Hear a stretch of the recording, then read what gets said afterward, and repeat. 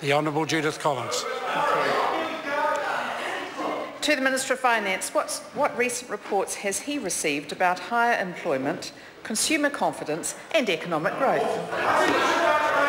Honourable Bill English. Mr Speaker, I've received the Treasury's monthly economic indicator report for February. It notes that retail sales point to solid growth in household consumption, supported by reasonable employment growth in the December quarter. It also shows more migration and a pickup in tourist spending. This report reinforces the unusual conditions we have at the moment with quite low inflation alongside sustained economic growth. These are pretty good conditions for New Zealand families managing their household budgets because low unemployment, low interest rates and low inflation make it a bit easier for them to get ahead. Speaker. Order. Order. Order. Supplementary question, Honourable Judith Collins. Thank you. To the Minister, what effect is net migration having on the economy, particularly in employment and housing? Honourable Bill English. Well, Mr Speaker, net migration has stayed higher for longer than most people expected, with a net inflow of 50,900 in the year to December. This is driven by fewer departures to Australia, more New Zealanders returning home and somewhat higher inflows from other countries. This is expected, though, to ease in 2015 with lower net migration. Net migration flows are larger in this cycle than in the 2000s, but they're having a smaller effect on house prices for two reasons. First, the dominance of 20 to 34-year-olds in this cycle, and secondly, because net migration is more driven by a fall in departures, that is, more people staying in their own communities, particularly in regional New Zealand, and this has a weaker effect on house prices. Mr. Supplementary question, the Honourable Judith Collins. To the Minister, are there risks to New Zealand's economic situation? Honourable Bill English. Mr Speaker, that's a very good question. There are always risks to our economy, which is why no one in New Zealand should be complacent about the progress of our economy.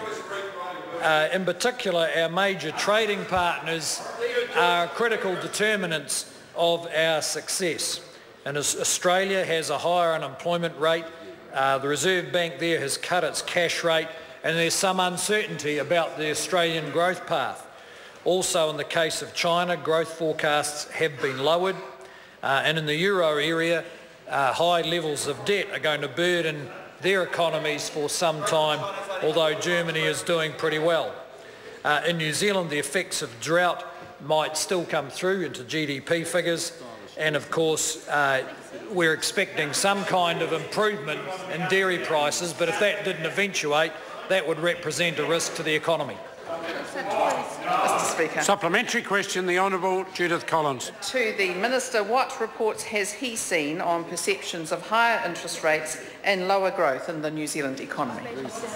Honourable Bill English. Well, Mr Speaker, some people think interest rates are much higher than they are and that growth is much lower than it is.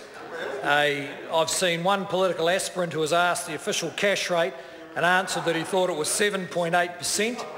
When it's actually 3.5, that is, interest rates are less than half what he thought.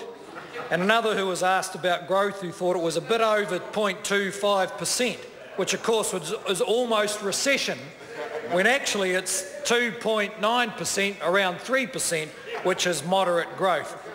These were potential leaders of the Green Party who indicated they don't really care about jobs and incomes. Order. Supplementary question, Derek Ball. Thank you, Mr Speaker. Supplementary to the Minister. Has he received the Northland Economic Quarterly Report stating that Northland still maintains one of the highest rates of youth unemployment in the country, with 1 in 5 youth not being in employment, education or training? And this figure would be even higher if we included those working just 1 hour a week. Honourable Bill English. Mr Speaker, yes, I have seen that, and I'll be keen to share with the member reports about the government initiatives in youth services, in youth guarantee and in achievement levels on NCA level 2, which are the most comprehensive and serious attempt by any government to turn around that long-term problem. Question number 3, the Honourable